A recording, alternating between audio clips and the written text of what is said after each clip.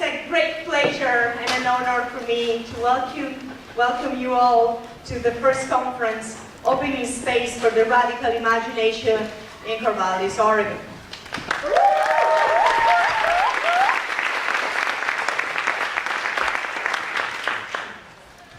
My name is Barbara Muraca. I teach environmental and social philosophy at Oregon State University.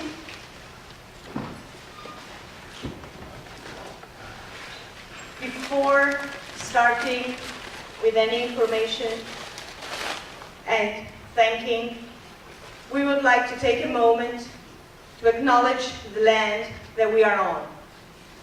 Oregon State University in Corvallis, Oregon, is located in the traditional territory of the Chepenefa-Marys River band of the Kalapuya. After the Kalapuya Treaty, the Treaty of Dayton, in 1855, Kalapuya people were forcibly removed to what are now the Grand Ronde and Siletz reservations, and are now members of Confederate tribes of the Grand Ronde community of Oregon and the Confederated tribes of Siletz Indians.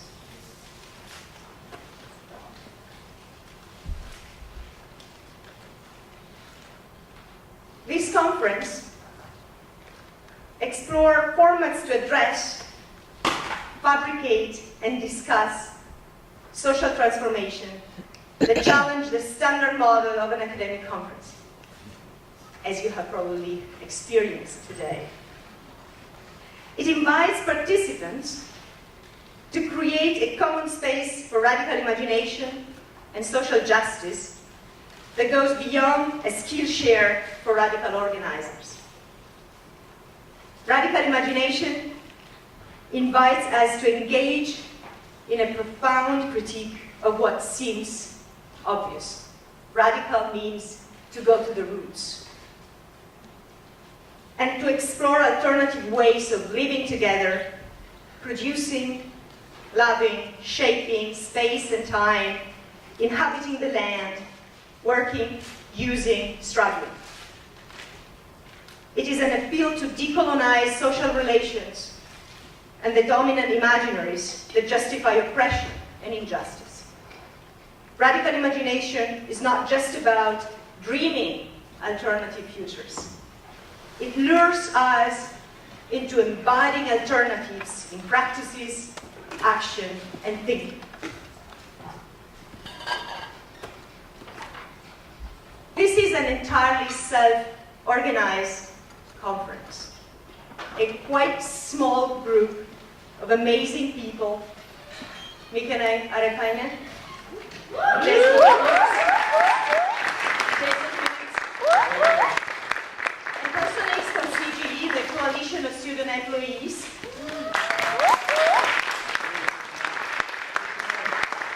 Occasionally supported by other friends and colleagues, coordinated and organized the whole conference in less than 6 months, an impossible task.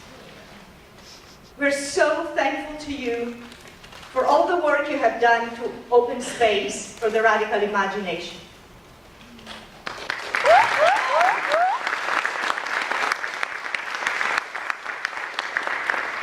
We decided in this conference not to go commercial and realized that this makes things even more difficult.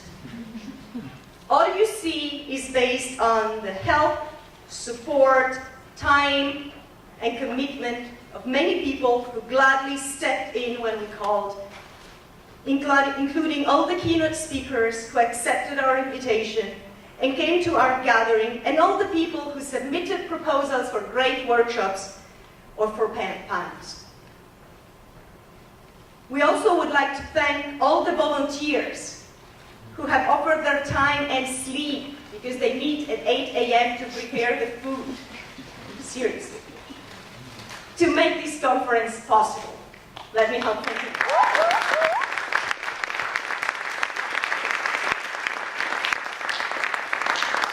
They come here at 8 a.m. but preparing lunch bags, support presenters and participants in their needs, clean up after us, and make sure that this all goes smoothly. We would also like to thank our sponsors who rendered this conference possible and supported us with donations or by covering the costs for the keynote speakers or for the rooms, like this very room. In particular, I would like to thank the School of History, Philosophy and Religion and the Ideas Matter public lecture series, which is part of the school. Thank you to the great support that the main office of the school, and especially Natalia Bueno, who is now filming this event, has offered to us.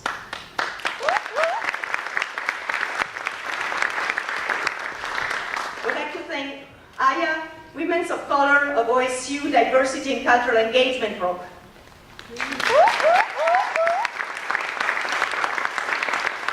CGE, the Coalition of Graduate Employee 6069, or CGE. Thank you. The Anarchist Project for Alternative Futures. Thank you. The Allied Students for Another Politics. The Institute for Anarchist Studies. The President's Commission for the Status of Women.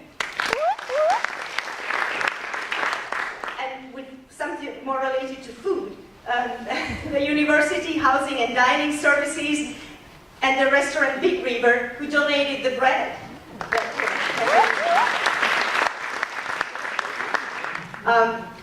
You can find all updated information about the conference online on the conference webpage, which is OregonImagines.com.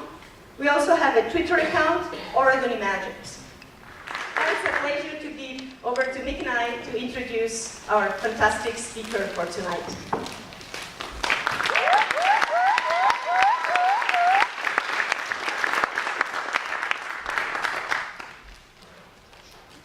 Hello everyone, welcome. So happy to see everyone here. So I'm gonna keep it short so we can get to Walidah's talk. I'm really excited. So Walidah Imarisha is a historian at heart, reporter by right, rebel by reason. Walidah Imarisha is an educator, writer, public scholar, and spoken word artist. She edited 2 anthologies, Octavia's Brood, science fiction stories from social justice, Movements and Another World is Possible. Imarisha's nonfiction book, Angels with Dirty Faces, 3 Stories of Crime, Prison, and Redemption, won a 2017 Oregon Book Award.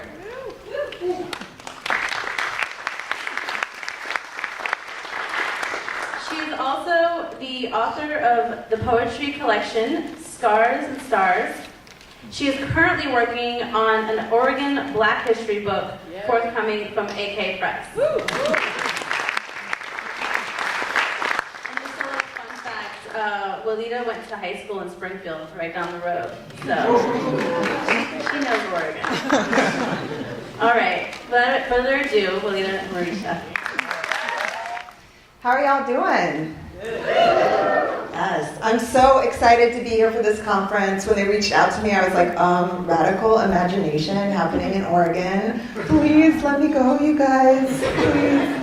I'm so thankful to Mick and I for all the work that she's put into this. I'm thankful to all the co-sponsors, all the other people. I think the fact that this is something that folks did, you know, grassroots, dirt roots, even deeper, really speaks to the heart of this conference. And for anyone who has organized anything, you know how hard that is, let alone to organize a multi-day conference with like all these workshops, all these amazing workshops, right? How many people love the workshops you've gone to already? Yeah. So I'm going to talk a little bit about Octavia's Brood, radical science fiction, and organizing. But I wanted to start and just ask what folks came here wanting to hear tonight. I'm like, there's so much we could talk about, and I just want to make sure that we're talking about what folks want to talk about. So if folks want to just yell out, and I will repeat on the microphone so everyone can hear, just what you came hoping to hear about tonight. Revolution. I'm going to put, I sprained my thumb, so I'm still learning how to operate with one. I'm going to just put this. Anti-colonial, was that? Yes. Anything else? Potential? Long live Wakanda. LLW. Anyone else? Art and social justice. New ideas. I'm sorry, what was the other? Art and social justice. Art and social justice. Visionary fiction. I'll talk a little bit about that. Anything else? Tips on organizing. Okay.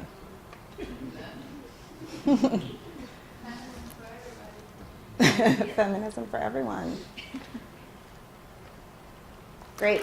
So I have, just so everyone can hear, revolution, anti-colonialism, potential, LLW, long live Wakanda, new ideas, art and social justice, visionary fiction, tips on organizing, and feminism for everyone. So I think I can do that. I co-edited Octavia's Brood, Science Fiction Stories from Social Justice Movements with my co-editor, Adrienne Marie Brown. We came up with the idea, it's 8 years ago now, that we wanted to reach out to organizers, activists, and change makers and ask them to write science fiction and imaginative fantastical stories. And the majority of people in the collection had never written fiction, let alone science fiction. So we got a lot of responses like, I think you might have sent this to the wrong Leah in your email box, because I don't do that. And we're like, that's why we want you. Because we knew that folks would be amazing at that, because the founding principle of Octavia's Brood is that all organizing is science fiction. So every time we imagine a world without poverty, a world without borders, a world without prisons, a world without capitalism, a world without oppression, that's science fiction. Because we've never seen that world.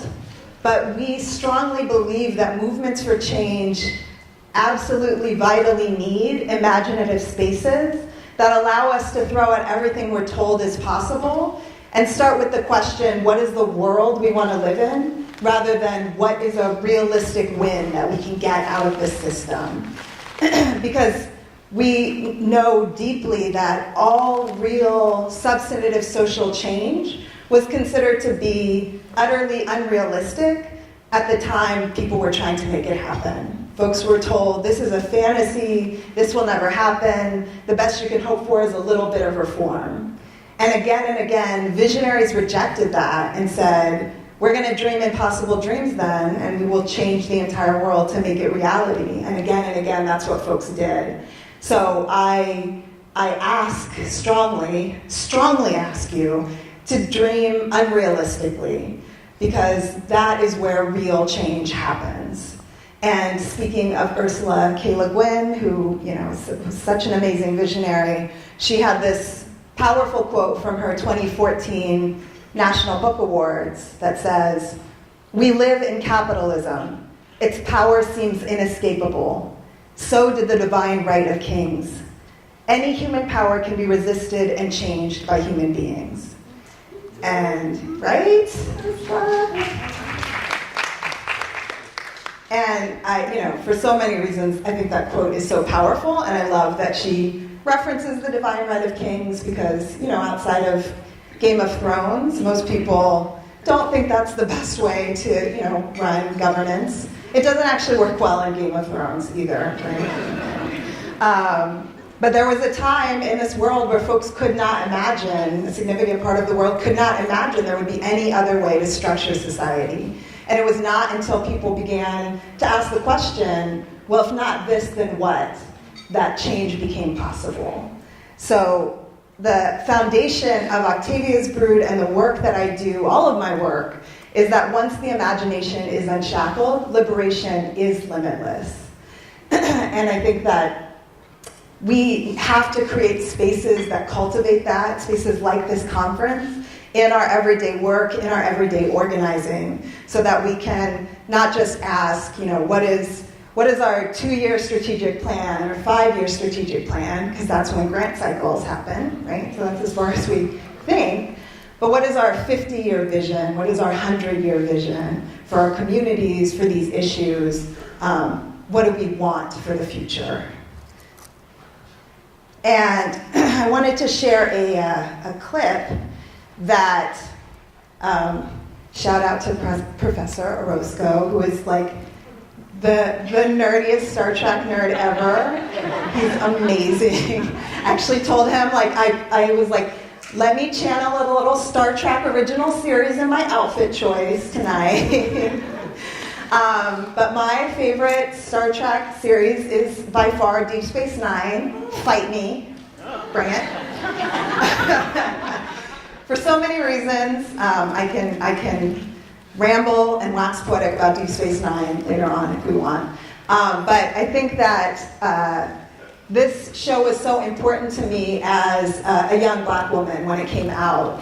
And the captain, the commander, then captain, is Avery Brooks, who is a Black man. And, sometimes you watch shows and you're like, do you know what you did with this show? Do you know what this meant to me?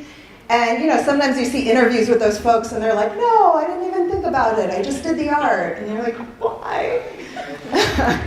But I found this really amazing interview with Avery Brooks after he was doing theater at Oberlin College, where he's basically like, yes, little Walidah, yes, I know what you needed, I gave it to you, and I kind of ruined my career doing it, and I don't care, right? You're welcome. So I wanted to play this clip about the importance of those imaginative spaces.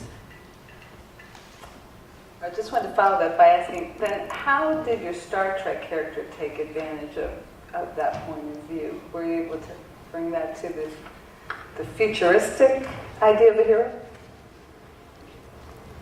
Brown children, though not exclusively, must be able to participate in contemporary mythology, must use the imagination to see themselves whole.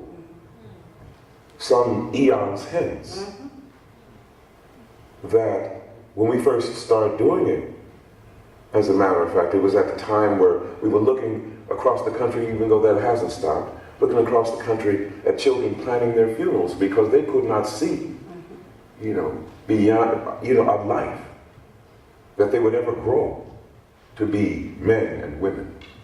And if so, be whole, as a matter of fact, let alone 400 years from now. Right, y'all? This is what I'm saying. And he just talks like that, right? You see him on Deep Space Nine, and you're like, does he just talk like that? Or does he hang out and he's like, you guys, so I said to him, right? No, that's just how he talks. He's like, have to be able to imagine themselves whole, eon hence. Like, what? That's just like a laid-back conversation.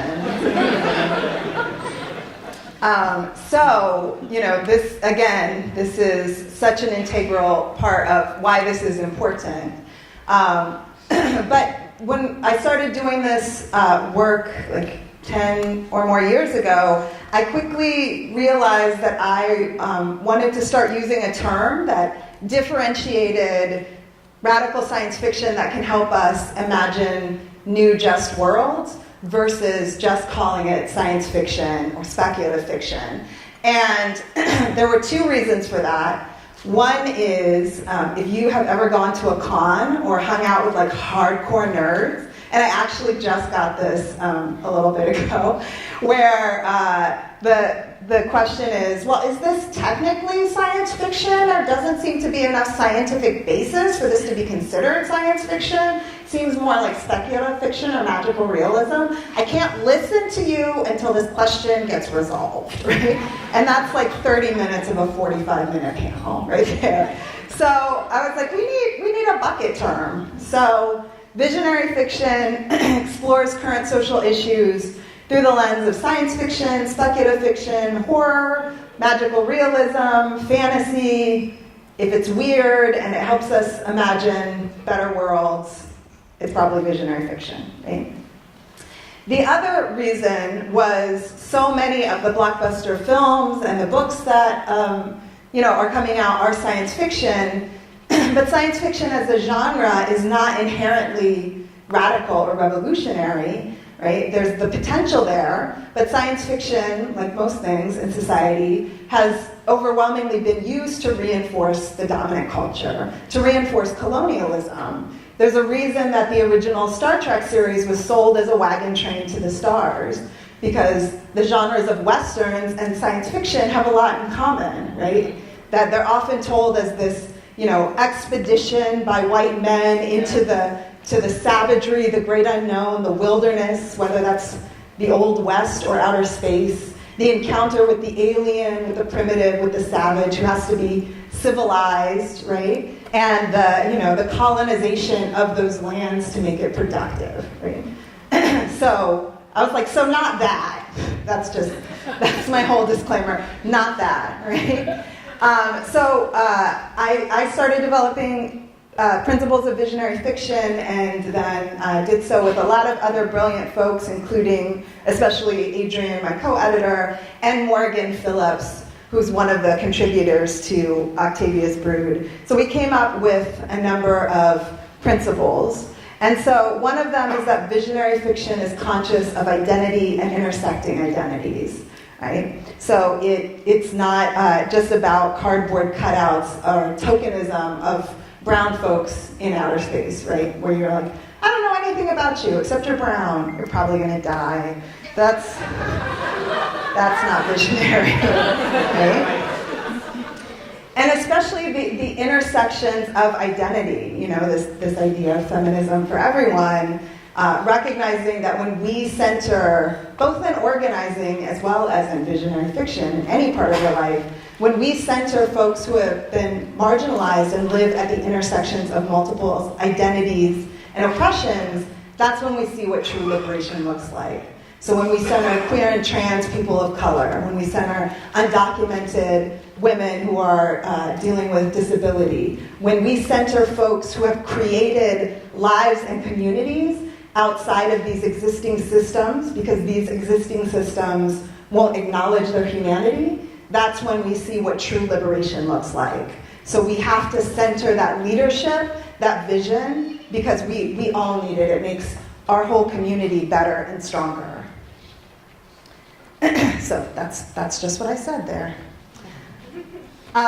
So visionary fiction is nonlinear, and I'm not going to go on my time travel rant right now. Maybe later. But it's important to note that linear time is a method of social control. Right? The idea that the past is lost to us, we can't go back. It's there, it's gone. The future is unknowable, so all we have is the present. So, buy whatever you can to make yourself as happy as you can in the present, and then you die. Right?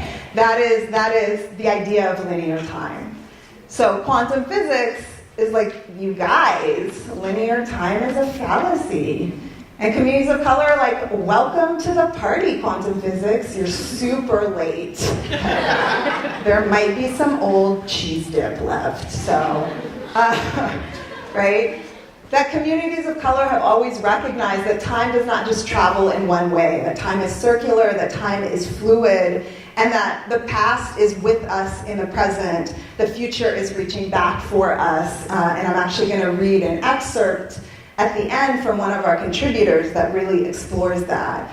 But really recognizing that idea of linear time is also a colonial, racist idea, right? Because it's an excuse for colonialism, that the past is savagery, we're moving towards greatness, towards civilization.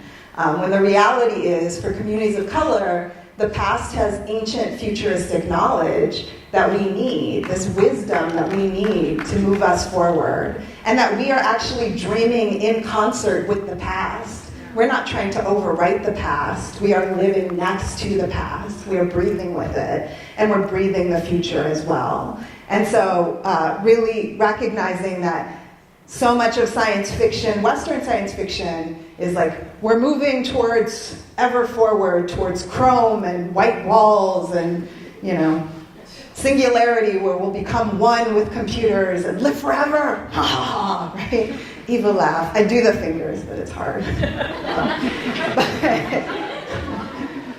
But again, visionary fiction, the fiction, the imaginative fiction that is rooted in decolonization and anti-colonialism recognizes that we can't build any sort of future without standing right beside the wisdom of the past.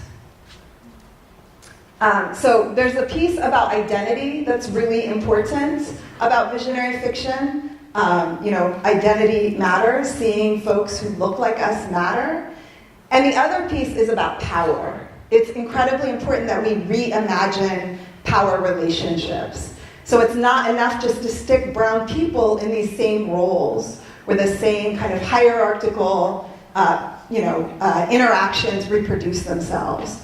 Including folks of color, including marginalized people in those roles, if you are actually being true and honest to those identities, means you have to reimagine power. You have to reimagine how power works, what we do with power, how we share power, right? If you're not doing that, then you're just basically, doing that Barbie thing back in the old days where they just did it out of a, brown plastic. And they're like, here's your brown doll. That's just a burnt Barbie. I don't understand, right? It's not real. So understanding those power inequalities, visionary fiction is not utopian. It's also not dystopian. It realizes that, visionary fiction like this world is realistic and hard, but it's hopeful. It's hopeful that change is possible as long as we are continually generating more options for ourselves. I think one of the things that happens in organizing is we're like, what's the one right answer, right? You say this, I say that, so we have to duke it out because only one of us can be right. And my co-editor, Adrienne Marie Brown, wrote an amazing book, Emergent Strategy, which you should all read. It's incredible. It'll change your life. It's like a revolutionary organizing, self-help, spiritual, guidance book. It's amazing. And so one of the principles of emergent strategy is that it is growing more possibilities.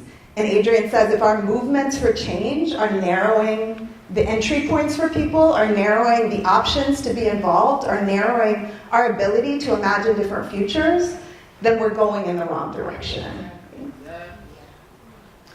So the principles of how change happens in visionary fiction are really important. And I should have said this at the beginning. All fiction does not have to be visionary fiction, right? In that interest of growing more options, I'm all for dystopia, make me feel terrible about what's coming so we change it, for the utopia, it could be perfect, y'all, as long as we question, what does that mean? Perfect for who? How's the power working? But I'm down, I'm there for it, right? I'm there for the story of those folks who have access to power, who are like, you guys, things are really messed up. I had no idea. How can I support, right? I'm there for that as well. We need as many different forms to, move this work. But visionary fiction specifically is thinking about how can this help us as organizers, as folks trying to change communities, change the world, to develop new strategies and tactics, and to imagine different worlds. So the principles of change in visionary fiction are that it is grassroots or even deeper dirt roots. It is collective. It is decentralized. There's no, central committee that makes the decisions. It's not hierarchical at all. It is accountable. So if there are folks in that, community, as you're writing a story and they don't like the change that's happening, there's conversation about it. It's not just wow, 51% sucks to be you, right? It's non-transactional, right? That so much of interactions is based on transaction, is based on capitalism. And we do this in our own lives, where if you go out to dinner with someone and they're like, oh, I'll pay for this time, you immediately are like, I'll pay next time, right? It's transaction, right? You did something for me, therefore I have to do something for you to show that I care about you. Rather than just being like, thank you so much, that's awesome, I really enjoyed this dinner. And then, whoever pays next, obviously don't mooch off your friend. Don't leave here being like, Walidah said I didn't have to pay. But, that this is not about, this transaction. It's about the quality of the connection. And to me, all of that is really summed up in this idea that change is relational. It recognizes that the relationship between two people is the foundation the foundation of any society. And that it's actually fractal, right? That you can look at the smallest part and see the larger whole reflected. And so if at the smallest part, our interactions between each other are exploitative, are shallow, are not deeply rooted in caring, then what we build will replicate that as well.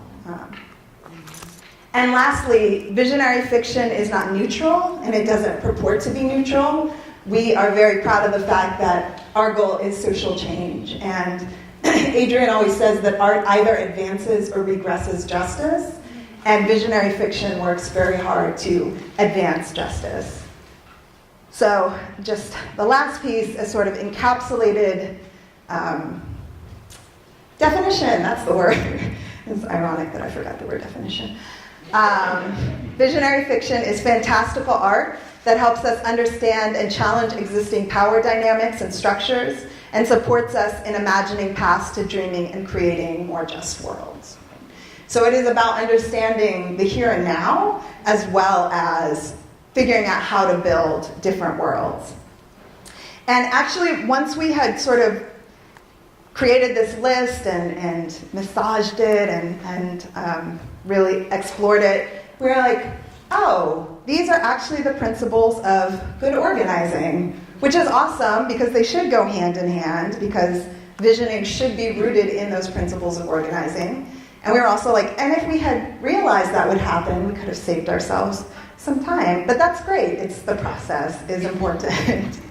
The other thing that we realized, and that I realized especially, was that one of the first places I saw these principles in practice in science fiction was the work of Octavia Butler. And I'm so excited that you'll be honoring and engaging with Octavia and Ursula together. And Octavia's Brood is named in honor of Octavia Butler, who, how many folks have not read Octavia? Awesome. I love this because I'm like, I'm so excited for y'all. I wish I could go back in time. I mean, linear time is a fallacy anyway, so maybe but, so much of her writing as a visionary Black feminist science fiction writer and public intellectual explored these principles of both identity and power. I mean, in some of her books, she presented consensus-based meetings. Like, we're just reading a consensus-based meeting. Which, if anyone had told me, you're gonna read a consensus meeting and you're gonna be super excited, I'm like, am I? No. But I was like, that is amazing storytelling right there. To take these pieces that are so integral to social change, that are not the big flashy, like, Death Star exploding, right? I mean, the Death Star had to go, we all know that. But that's not actually how real substantive social change happens, which we know because, hello, we got the First Order, didn't finish the job, you guys. We also have to talk about the foundations of the Republic. We can talk about that later. I know y'all had who went to the Star Wars workshop?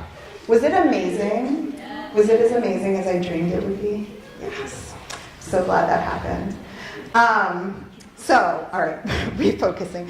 So those are the principles of visionary fiction. And as part of Octavia's Brood, we both wanted to put out the collection, but we also wanted to create spaces where folks could engage and live and dream collectively together, because we don't have enough imaginative spaces in our movements. We're often told, we have to root in what's real, what's here, what's concrete. and we don't have enough spaces, especially collectively, to come together and dream. And so we put together a number of different workshops. I'm just going to share a few with you. One is a collective sci-fi writing and visioning workshop that myself and Morgan Phillips originally created. And groups get together based on social issues they want to explore, and then they create fantastical worlds that allow them to engage with that issue and think about different ways to create change. So one of my favorite examples of this was at the Color of Violence conference by Insight, Women and Trans Folks Against Color, and it was focused on transformative justice, around what can justice look like in communities outside of the criminal legal system. And one of the groups set their story in a super max prison in the near future that was set in the earth, like it was built into the earth.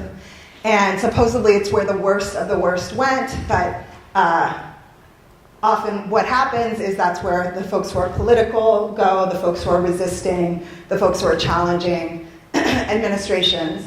And then there's an environmental devastation on the surface of the earth that wipes out humanity. So the only humans left are the folks who are in the supermax prison. And they set their story actually generations in the future, so the children of the prisoners and the children of the guards had lived on and were creating a society literally in the heart of a prison. And really exploring how do you create justice when you start from such unequal power dynamics, when you start from such stereotypes and lies and falsehoods about who folks are. And and people create these worlds in like 30 minutes, y'all. Like, they go from like, I can't write a story, to like 30 minutes later, they're like, wait, we have to finish out what's gonna happen in book 3. Can we have 5 more minutes? And in that case, I was like, yes, you may have 5 more minutes. I need to know what happens in book 3. So that's one of the workshops. That should say Science Fiction and Direct Action Organizing Workshop, which I will actually be doing tomorrow. If folks are interested. It's kind of the funnest thing ever. It was originally developed by Morgan, and then she and I tweaked it. And it takes existing franchises like Star Wars, Harry Potter, Wizard of Oz, and you choose the oppressed people within those worlds, develop an organizing goal, and then create direct action tactics to achieve that organizing goal. It's like the nerdiest thing ever. And the best part is that whoever folks are in that group, they're not like, so the Oompa Loompas are trying to organize to get workers' rights from Willy Wonka. They don't say that. They're like, we Oompa Loompas have been oppressed for far too long. This is amazing. Folks went for it. So, come and be an Uber nerd tomorrow if you're interested. The last one I want to just highlight is the Octavia Butler Strategic Reader that Adrian and Alexis Pauline Gums spearheaded, who Alexis is also in Octavia's Brood. And it was something they started in 2010 at the Allied Media Conference. Adrian actually, when we first met, was doing Octavia Butler Emergent Strategy sessions. So groups would get together and read Octavia Butler and then say, what organizing lessons can we take from this? Which I loved so much because, whenever I talk about Octavia, I make sure to call her a public intellectual because that's what she is. And I think that a lot of times, oppressed people, especially women and trans folks of colors, intellectualism is marginalized. It's not allowed into traditional academic scholarly settings. And the forms that folks embody, like fiction, are, not seen as rigorous. And so I think it's important to recognize that these are other ways of knowing and learning, and they are as legitimate as more scholarly ways as well. So just, sharing some of the questions, I'm not going to read them all, but these are just a few of the questions that were developed. And they had ones that are specific for different books, as well as a lot of different questions. So I think that, it's just a really powerful way to engage with that work. And the last one, I think, like, what would you do if you wanted the characters? Because anybody who's read Octavia Butler, you're like, oh no, y'all. Like, you know, Star Wars, and I'm not downing stories where there's clearly good and evil, but you're like, I would not be a part of the evil empire. It's called the evil empire, for Christ's sake. Like, obviously, I'm gonna fight for good. But Octavia, you know, you're like, whew, I mean, they're bad, but are they bad? I mean, yes, what they did was bad. How bad was it, though? Ooh, I don't know. What you did in response, though, that wasn't the greatest choice, but you really didn't have, right? So I feel like that's just the noise when I think of myself reading Octavia. It's like,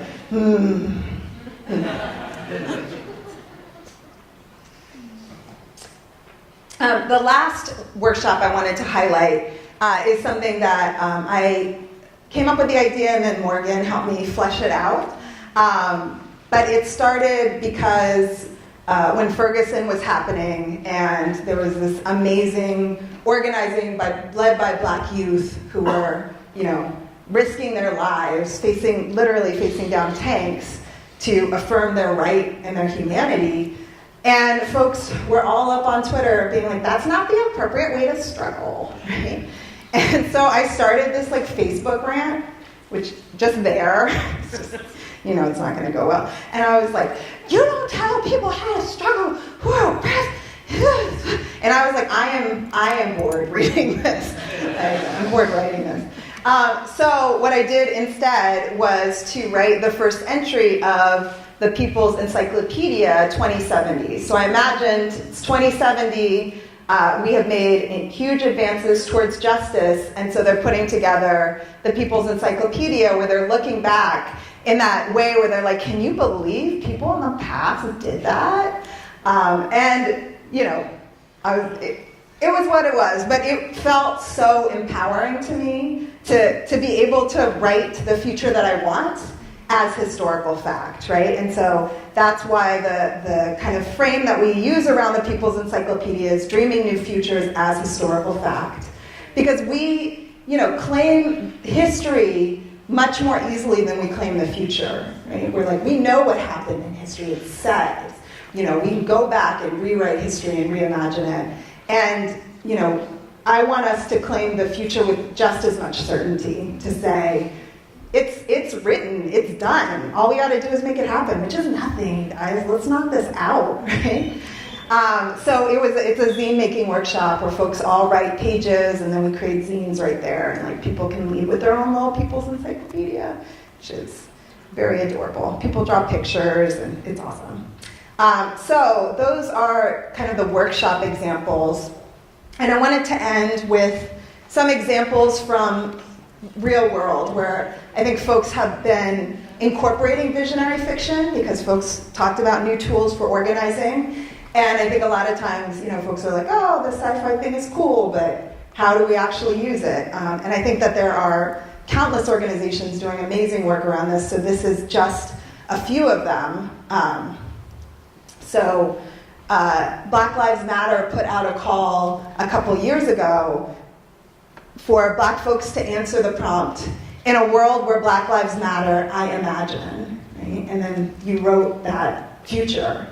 And I was so thankful that they created this visionary space where Black folks are saying Black Lives Matter and are then saying, this is what it would smell like, this is what it would feel like, this is what it would look like, this is what it would taste like, so that it's concrete and it's real and it's something we can claim, it's not abstract.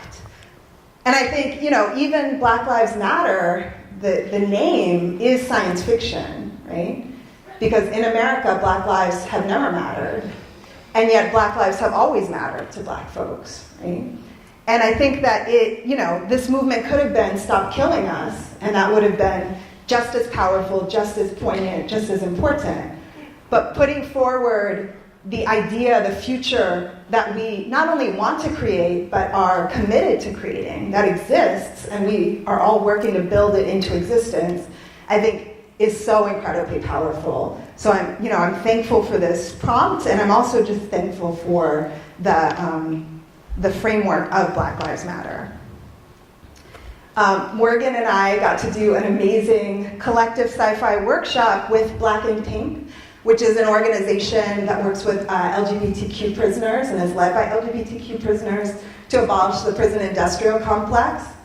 So they actually put this in their newsletter. Folks on the outside came together, we facilitated a meeting, they created a world, and then they did basically a choose your own adventure in their newsletter where folks could write in and write different outcomes, the next part of that story, and they could draw pictures, and then folks on the outside chose 2 to move forward. They printed it in the newsletter the next time. Folks responded to that. They printed 2 more. So, and they're trying to figure out a way to compile them all together. So it really is like a choose your own adventure, which I love choose your own adventure books, y'all. Turn to page 42. Oh, I died. But I was so thankful to them, and they're the ones who came up with this idea, and then Morgan and I helped kind of flesh it out a little bit, of saying, how do we bring these voices that are purposely stolen from our communities back to us? How do we make sure that as we're dreaming new futures, it actually involves everyone in our community, not just the folks who are on the outside, and creating this space for the folks inside to bring their own brilliance and leadership and vision in conjunction with folks on the outside and inside, I think is just an incredible example. And so the prompt was, 2 of the kind of lines they did on the instructions is, how can I contribute to this story? And then they ended by saying, let's see what we can build with one another, which was like so sweet. In Portland, the Portland African American Leadership Forum just released the People's Plan. And the process was very much a visionary process where they spent years holding visioning sessions with hundreds of Black folks in Portland, asking them the same questions and compiling the answers. 2 of those questions was, if Portland was a utopia, what would the African and African American community look like? And then how do we get to utopia? Right? And they compiled the responses into a report, as well as policy recommendations and community organizing objectives. And so I feel like that process was just so powerful, and I wasn't involved in it deeply, to watch from afar and to see what came out of that in a way that was a collective visioning and dreaming piece that is, as the conference says, both about dreaming and then about building it into our lived reality in our real world. So there was one more that seems to have migrated somewhere.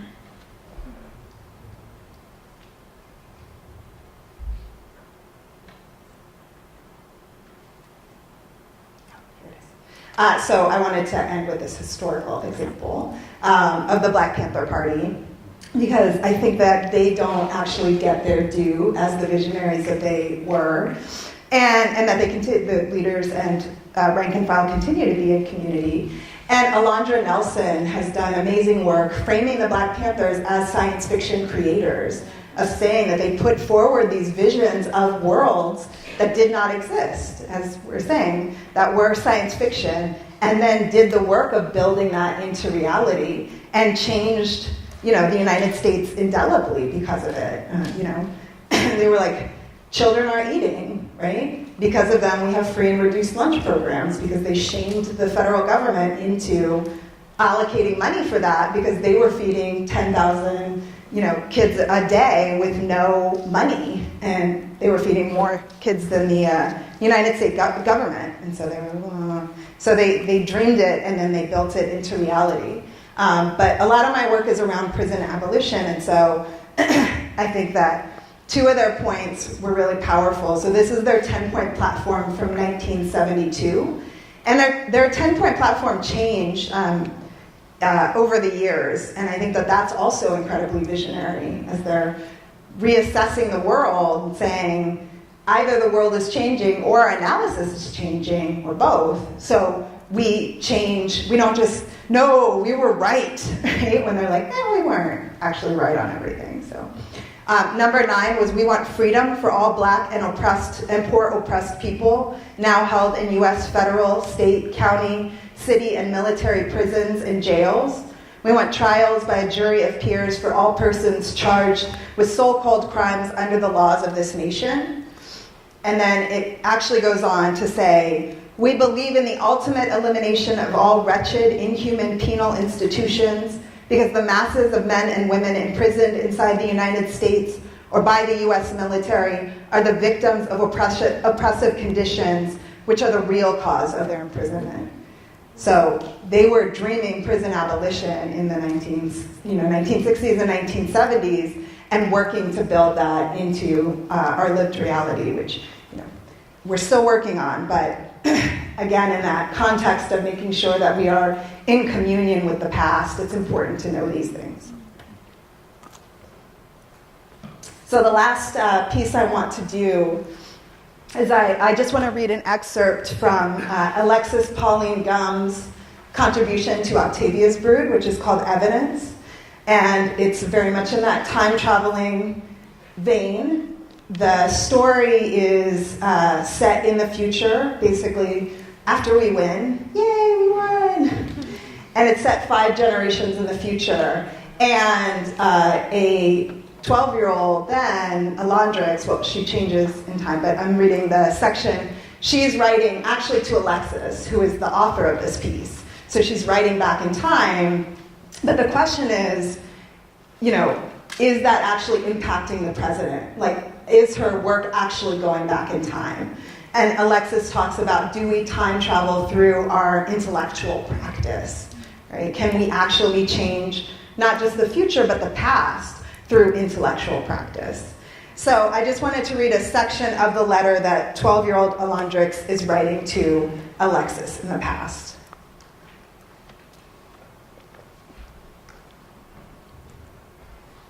I'm 12.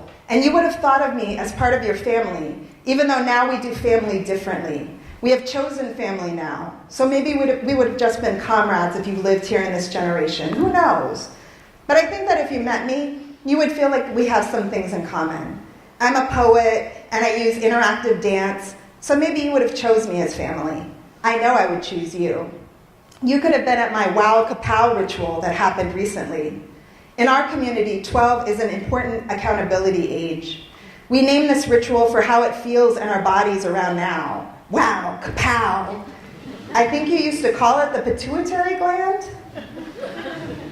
We are here 5 generations after you, and a lot has happened. A lot of the things that used to exist when you were 12, and even when you were 28, don't exist anymore. People broke a lot of things other than silence during your lifetime. And people learned how to grow new things and in new ways. Now we are very good at growing. I'm growing a lot right now, and everyone is supportive of growing time, which includes daydreams, deep breaths, and quiet walks. No one is impatient while anyone else is growing. It seems like people are growing all the time in different ways. It was great to learn about you in a time when whole communities decided to grow past silence. It is hard to read about the fact that sexual abuse, what we would now call the deepest violation of someone else's growing, used to happen all the time. It's hard to imagine what it felt like for people to walk around with all that hurt from harming and being harmed. But I could tell from the writing that people were afraid so much. History was so close. But the amazing thing is people spoke and wrote and danced anyway. Imagine being afraid to speak. Anyway, I wanted to say thank you. Now in the 5th generation since the time of silence breaking, we are called hope holders and healers. There are still people doing a lot of healing, but it seems like generation after generation, people got less and less afraid. People took those writings and started to recite them, and then another generation hummed their melodies, and then another generation clicked their rhythms, and then another generation just walked them with their feet, and now we just breathe it. What you were trying to say before about how love is the most powerful thing and how everything and everyone is sacred. I read a really old story where the character believed that time travel was dangerous because if you change one thing in the past, the whole future changes, and then you might never get born. I'm still here writing this though, so I think it's okay to tell you that everything works out, that it's okay. It's not easy all the time, not here, because so much has been broken besides silence. But it is possible. It does feel possible. My friends and I feel possible all the time. So when you get afraid to speak, remember that you all were part of us all learning how to just do it. And most take it for granted, except poets like me. I remember you. I feel it. Wow, kapow. Love, Alondrix. Thank you all so much.